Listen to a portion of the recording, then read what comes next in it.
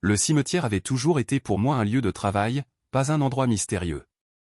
Pendant 30 ans, je me suis habitué au silence des pierres tombales, au craquement des feuilles mortes et au vent qui soufflait entre les cyprès comme un murmure constant. Pendant la journée, on apprend à ignorer les chuchotements que provoque l'imagination, les bruits lointains et même cette sensation que quelqu'un vous observe depuis derrière une croix ancienne. Mais cette nuit-là, quelque chose était différent. C'était l'hiver et le froid coupait la peau comme de petites aiguilles invisibles.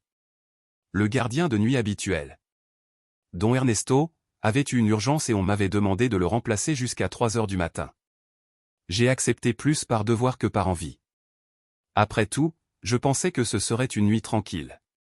Marcher un peu, vérifier les secteurs, boire du café et attendre l'heure de partir. Je suis arrivé au cimetière à 11 heures pile et le gardien de l'entrée, avec un air étrange, m'a remis les clés. « Aujourd'hui, évite d'aller dans le secteur ancien », m'a-t-il dit sans me regarder directement. « Ou pourquoi ?» ai-je demandé avec un demi-sourire. « Ne le fais pas, c'est tout », n'a-t-il pas insisté. J'ai pensé que c'était des superstitions de vieux. Je suis entré, j'ai fermé la grille derrière moi et le monde extérieur a disparu. À l'intérieur, le silence était si épais que je pouvais presque le sentir peser sur mes épaules. J'ai allumé ma lampe torche et j'ai commencé ma ronde par le secteur nouveau, où les pierres tombales brillaient sous la lumière blanche de la lune. L'écho de mes pas sur le gravier s'étendait plus que d'habitude, comme si l'air était creux. Au loin, le clocher de l'église a sonné minuit. Le son a rebondi sur les murs de pierre et s'est perdu lentement. Tout semblait normal jusqu'à ce que j'arrive à la limite entre le secteur nouveau et l'ancien. Là, le sentier se rétrécissait et les lumières des poteaux devenaient intermittentes. Les mausolées les plus anciens se dressaient des deux côtés avec des portes en fer corrodées et des plaques usées par le temps. Juste au moment où j'allais faire demi-tour pour suivre le conseil du gardien, j'ai entendu un bruit sec, 3 coups.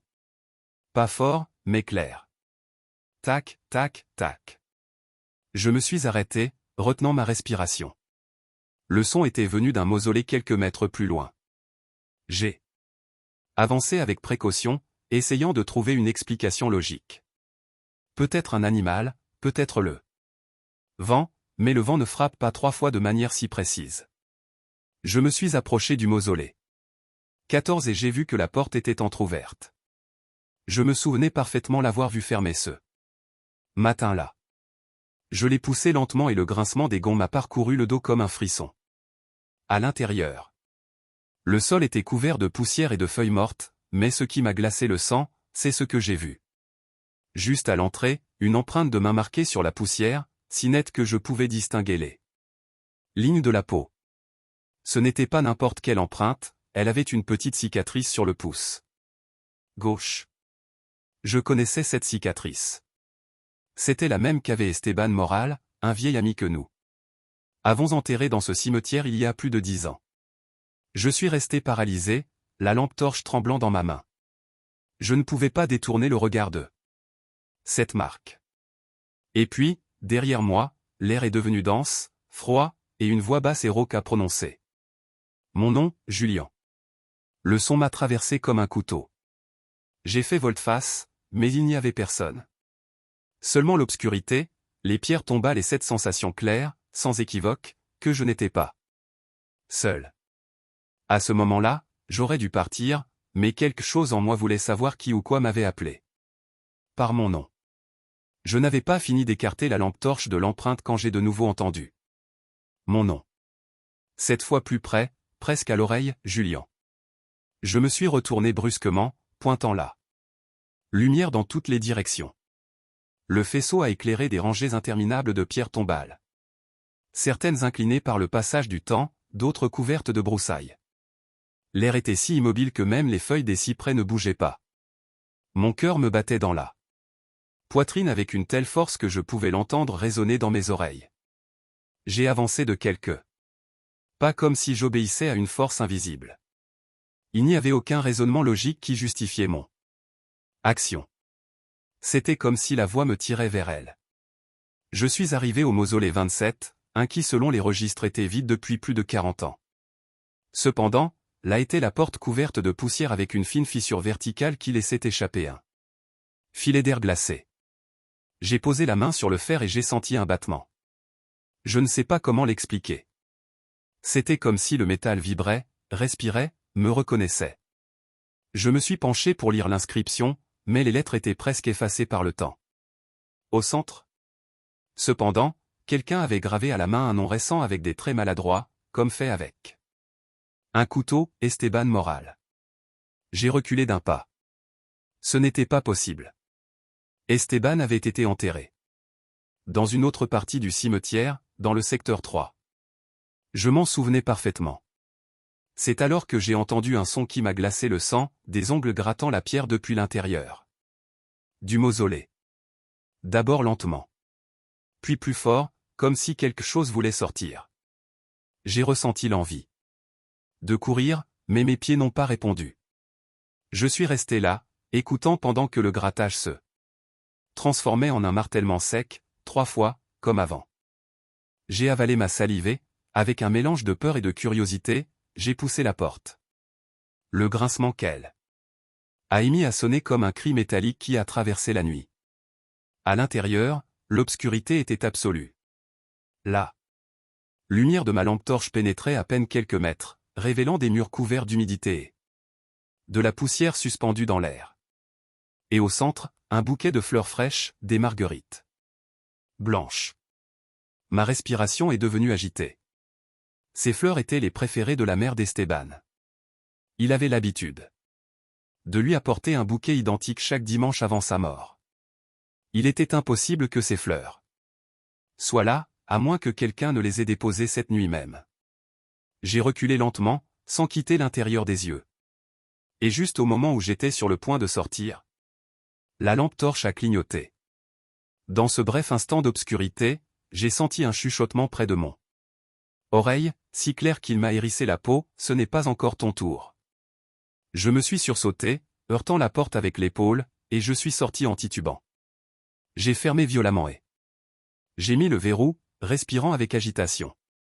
Mais avant de m'éloigner, j'ai entendu quelque chose que je ne pourrai jamais oublier, un léger coup à l'intérieur, suivi d'un rire bas, étouffé, comme s'il venait de quelqu'un qui avait attendu longtemps pour rire. Je me suis éloigné à pas rapides, regardant derrière moi tous les quelques mètres. Le cimetière semblait être devenu plus sombre, comme si les ombres s'étaient épaissies pour me suivre. Je ne le savais pas encore, mais ce que j'avais vu n'était rien comparé à ce qui m'attendait quelques minutes plus tard au cœur du cimetière. Je me suis éloigné du mausolée 27 avec la certitude inconfortable que j'avais franchi un seuil, pas un de pierre, mais un autre plus subtil, celui qui sépare ce qu'on peut expliquer de ce qui, même si on le nie, nous appartient. J'ai marché en essayant de me rappeler le conseil du gardien, ne pas aller dans le secteur ancien, mais il était trop tard pour obéir. Le froid s'est fait plus lourd, comme si l'air contenait de la boue.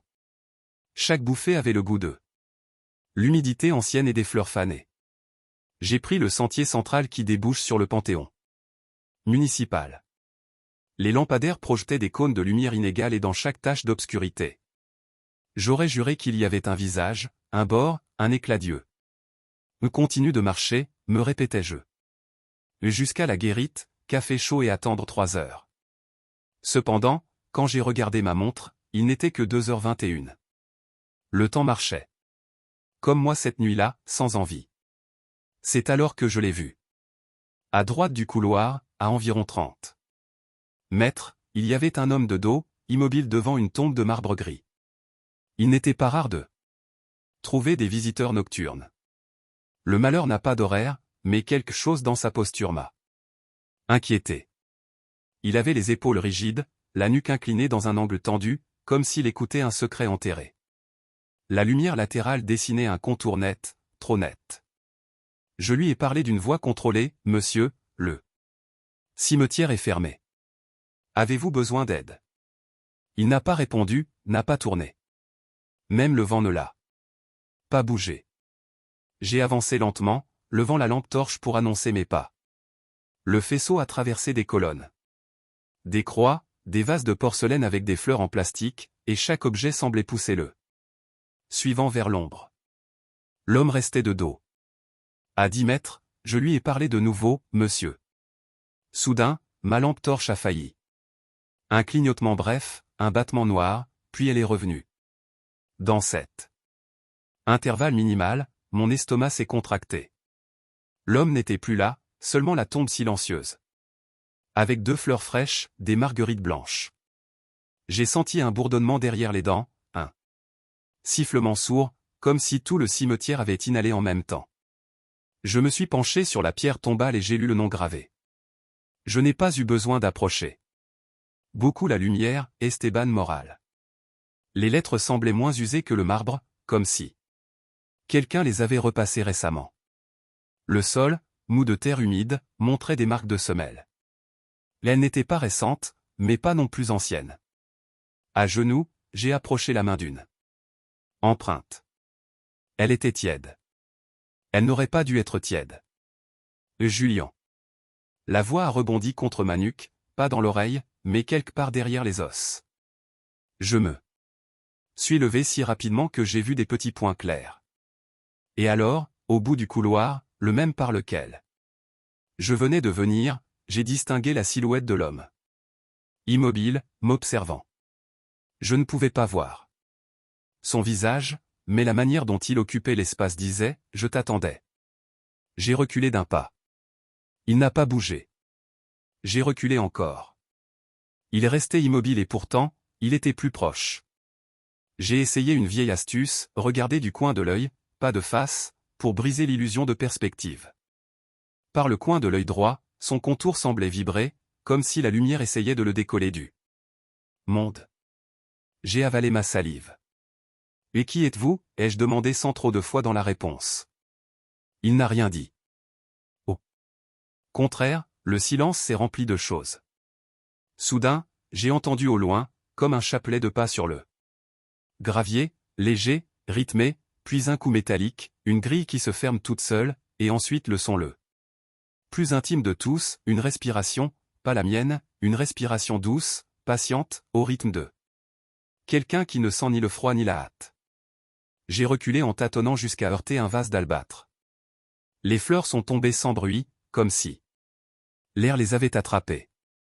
Quand j'ai refocalisé, il était déjà à mi-couloir, plus près, et son bord semblait absorber la lumière. Je n'ai pas couru. Parfois courir ne fait que tendre des pièges à la peur. J'ai commencé à marcher vers la guérite, lentement mais fermement, comme quelqu'un qui escorte un inconnu vers la sortie. Je n'ai pas voulu lui tourner le dos, alors j'ai avancé de côté. Tous les 5 pas, je m'arrêtais et je mesurais la distance. Je ne l'ai jamais vu bouger et pourtant, il était toujours un peu plus proche. En arrivant au carrefour qui mène à l'entrée principale, j'ai entendu ma radio portable éclater en statique. Dans la guérite à plus de 100 mètres. Le signal est mauvais la nuit, mais ce crépitement était différent. Comme une feuille sèche qui se brise très près de l'oreille. Par réflexe, j'ai regardé vers la guérite. Quand j'ai reporté mon regard sur le couloir, la silhouette avait disparu. Je n'ai pas célébré. J'ai appris il y a des années que dans les cimetières, ce qu'on ne voit pas ne cesse pas d'exister. Cela change simplement de place. J'ai pressé le pas. J'ai traversé devant les niches 103A. 120, le couloir étroit où il fait toujours plus froid. Et enfin, j'ai vu la guérite. La porte était à demi fermée avec la lumière intérieure allumée, jaune et triste. J'ai mis la clé, j'ai poussé et j'ai fermé d'un coup, mettant le verrou par pur instinct. L'odeur de café vieux et de papier humide m'a paru pour la première fois de la nuit comme une encre. J'ai posé la lampe torche sur la table, la radio à côté et j'ai respiré profondément. C'est fini, me suis-je dit. 2 heures de plus. Tiens bon. J'ai préparé de l'eau chaude, j'ai cherché les registres, j'ai essayé de lire. Les lettres bougeaient comme si elles ne voulaient pas que je les ordonne. Alors, 3 coups sur la porte. Ils n'étaient pas forts, ils n'ont pas fait vibrer le bois, ils l'ont juste touché avec délicatesse, comme quelqu'un qui frappe à la chambre d'un malade qui dort. Tac, tac, tac. Le son exact que j'avais entendu dans les mausolées. La radio, de son propre chef, s'est allumée, à bourdonne, a craché du bruit blanc et entre les aiguilles de la statique s'est ouvert un trou bref, suffisant pour une phrase, une voix connue, usée, avec cette tendresse impossible de ceux qui ne sont plus. Julien, tu m'ouvres? La vapeur de la tasse s'est figée dans l'air. J'ai senti la peau de mes bras se tendre et se rétracter comme si elle était étrangère. Je me suis approché de la porte avec la radio dans la main, ne sachant pas si je voulais l'écouter ou la casser. J'ai collé l'oreille contre le bois. De l'autre côté, il n'y avait pas de pas, pas de respiration, rien, sauf une certitude qui m'a vidé l'estomac. Je reconnaissais cette manière de demander la permission, ce diminutif traînant, cette habitude de ne pas dire ouvre mais m'ouvre. Esteban parlait ainsi quand il arrivait en retard à mes tours il y a 15 ans. Et apportait des empanadas pour compenser. Esteban, ai-je dit sans souffle. De l'autre côté, silence. J'ai pensé à regarder par la fenêtre latérale, mais elle était couverte du plastique ondulé que la municipalité a mis après un vandalisme. Cela déforme tout. Transforme les personnes en tâches. J'ai préféré ne pas le faire. J'ai desserré ma main de la clé. La lumière a clignoté. La radio a poussé un dernier gémissement et est morte. Et alors, avec ce calme clinique avec lequel arrivent les choses vraiment terribles, j'ai entendu ce que je n'avais jamais entendu à cette porte, les ongles lents, patients, marquant le bois de haut en bas, comme s'il dessinait une ligne. En finissant, l'ongle ou quoi que ce soit a frappé 3 fois de plus, doucement qu'avant, comme un merci rituel. Tac, tac, tac. Je suis resté cloué, incapable de bouger les doigts. Quelque chose en moi, la partie qui apprend à coup savait qu'ouvrir serait franchir une autre frontière, la dernière. Une autre partie plus ancienne et moins raisonnable voulait lever le verrou et embrasser mon ami, lui dire qu'il arrivait en retard, qu'il n'y avait plus d'empanada, qu'il faisait froid. Il était 2h39. Quelque part dans le cimetière, une petite cloche a sonné par erreur. Comme si quelqu'un avait tiré la corde. Je me suis agrippé à la table pour ne pas trembler. J'ai collé le front à la porte et j'ai chuchoté, si c'est toi, dis-moi quelque chose que toi et moi seuls savons. Ce qui a répondu depuis le couloir, avec cette voix douce que j'ai reconnue sans marge de doute, m'a obligé à choisir entre ouvrir ou prier. Je ne sais pas combien de temps il a mis à répondre. Cela aurait pu être 5 secondes ou 5 minutes. Le temps à ce moment-là est devenu une substance épaisse qui coulait lentement. La voix est arrivée étouffée, comme si elle venait d'un puits. La dernière fois qu'on était ici, tu m'as laissé seul avec les pelles et tu m'as volé le briquet. Je me suis écarté de la porte comme si on m'avait frappé. Personne d'autre qu'Esteban et moi ne savait cela. C'était un après-midi de 1999, après avoir enterré un indigent sans famille. Il a baissé les yeux une seconde, a laissé son briquet en bronze sur le bord d'une tombe et moi, à moitié pour plaisanter, à moitié pour l'embêter, je l'ai mis dans ma poche. Il s'en est rendu compte, mais a fait semblant de ne pas savoir. Jusqu'à aujourd'hui, ce briquet est dans un tiroir chez moi. J'ai senti un picotement glacé me remonter dans la nuque. Je suis resté à regarder le bois, attendant un autre coup, un autre mot. Rien. Le silence est revenu, mais ce n'était plus le même. Maintenant il avait un poids, comme s'il était plein de quelque chose d'invisible. La montre marquait 2h40. 4. Il manquait un peu plus de 15 minutes avant l'arrivée de mon remplaçant et une partie de moi s'accrochait à cette idée comme à une bouée de sauvetage. Mais le cimetière ne partage pas tes plans. Dehors, un nouveau vent a commencé à parcourir les couloirs, poussant les portes lâches des niches. Elles font comme un chœur de chuchotement métallique. La radio morte jusque-là a fait une étincelle et s'est allumée toute seule, mais pas avec de la statique, avec le son aide de pas sur le gravier qui s'approchait. Je me suis penché à la fenêtre latérale, celle qui déforme tout, et j'ai vu une silhouette haute, mince, marchant vers la guérite avec quelque chose dans la main. Elle ne courait pas, ne trébuchait pas, elle avançait avec la patience de quelqu'un qui connaît déjà la fin. J'ai reculé d'un pas sans cesser de regarder. La figure est passée sous un réverbère et pendant un instant j'ai pu distinguer un détail, elle portait un bouquet de marguerites blanches. Mon estomac s'est contracté. Je me suis retourné pour vérifier le verrou et j'ai découvert que la porte était entr'ouverte. Je n'ai pas entendu quand elle a cédé. Je n'ai pas senti l'air, simplement elle n'était plus fermée. Je l'ai poussée avec force jusqu'à ce qu'elle s'enclenche. Mais à ce moment précis, les lumières intérieures se sont éteintes. La lampe torche était sur la table, mais quand je l'ai prise et l'ai allumée, le faisceau n'atteignait que quelques mètres. Et là, dans ce cercle de lumière, j'ai vu quelque chose qui a failli me la faire lâcher. Sur le sol, près de mes bottes, il y avait un briquet en bronze, le même que j'avais pris à Esteban il y a 26 ans. Le métal était chaud. J'ai respiré profondément, essayant que l'air ne sonne pas comme un halètement. La radio s'est remise à crépiter. Cette fois ce n'était pas une voix, ni des pas, ni de la statique, c'était de la musique, une mélodie. Brève et désaccordée comme celle qu'Esteban sifflait pendant qu'on travaillait ensemble. Le souvenir m'a traversé avec la même intensité que la peur, moi, assis sur une pierre tombale, lui nettoyant soigneusement une plaque et sifflant cette même chose. Soudain, depuis le couloir extérieur, est arrivé un coup fort contre la porte, si sec que le bois s'est arqué. Puis un autre et un autre. 3 au total, le même rythme. Tac, tac, tac. Je me suis écarté instinctivement. Trébuchant sur la chaise, et là, dans le silence postérieur, j'ai entendu un murmure, à peine un fil de voix. Mais ne fuis pas, je ne t'ai pas encore raconté le meilleur. Cette phrase m'a glacé plus que les coups. Ce n'était pas une menace, ce n'était pas une supplication. C'était expectatif, comme s'il avait attendu toute la nuit pour arriver à ce moment. Sans m'en rendre compte, je me suis retrouvé à marcher vers la porte, lampe torche en main, briquet dans la poche.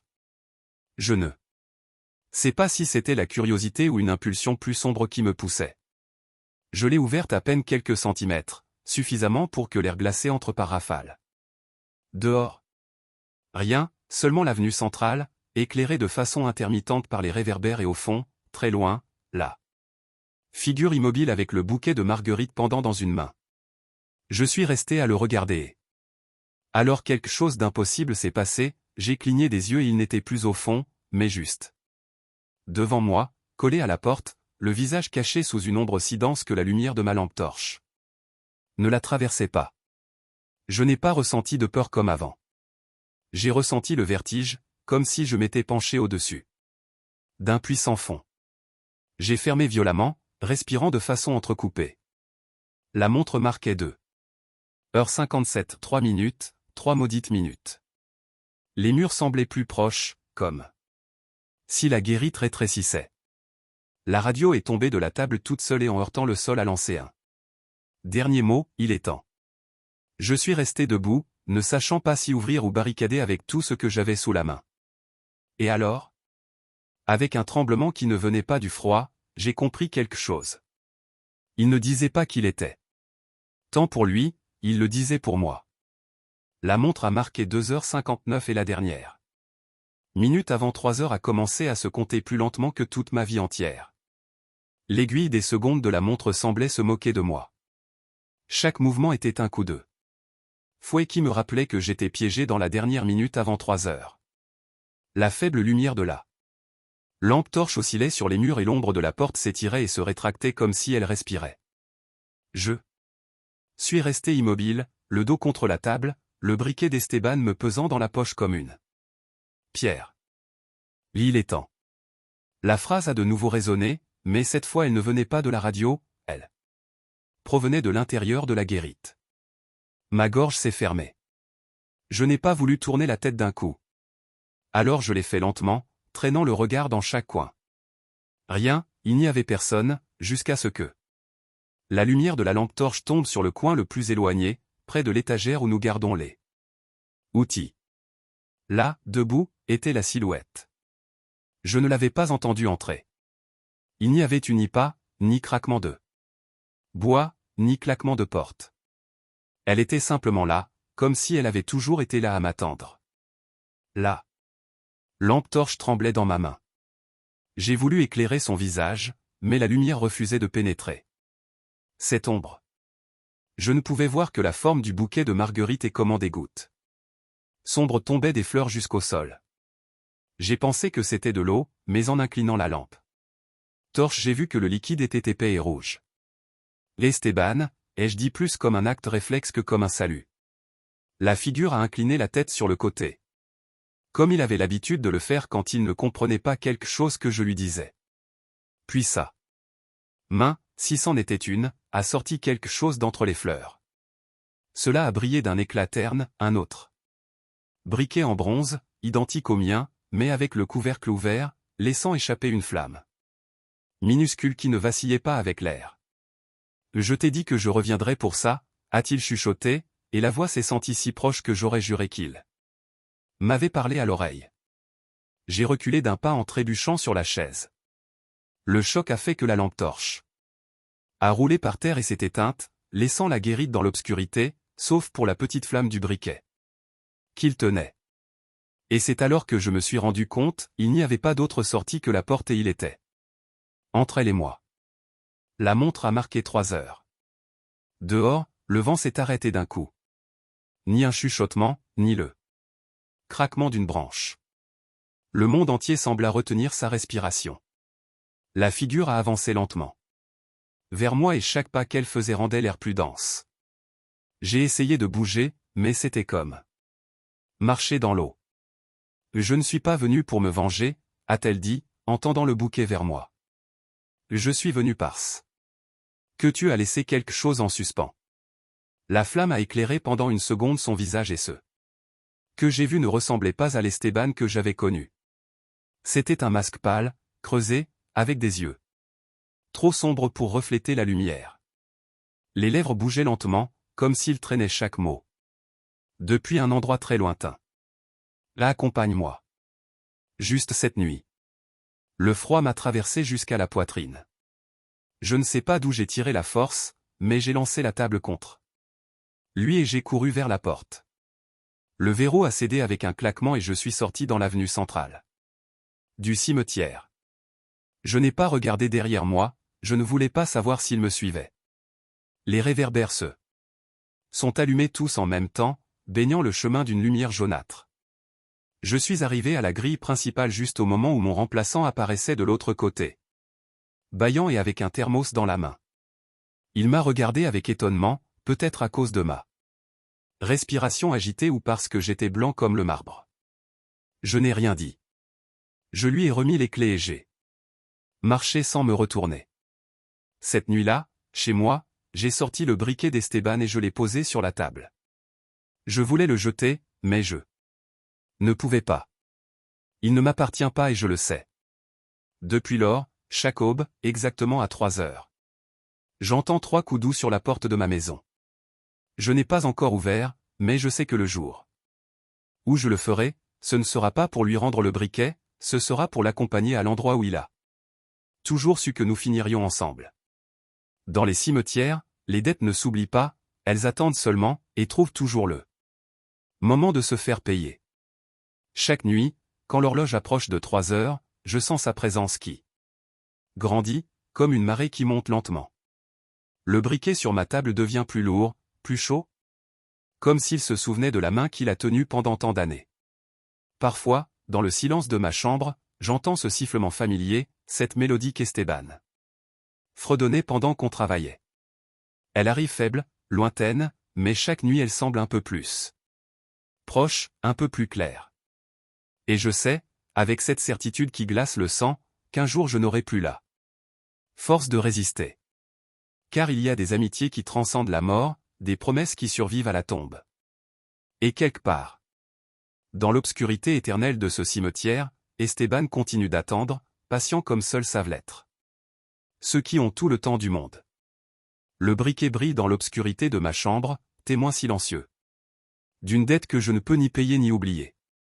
Jusqu'au jour où, finalement, j'ouvrirai cette porte et j'irai le retrouver, pour terminer ce que nous avons commencé il y a tant d'années. Parce que dans les cimetières, personne ne reste seul pour toujours, et les vrais amis finissent toujours par se retrouver, d'un côté ou de l'autre de la pierre tombale.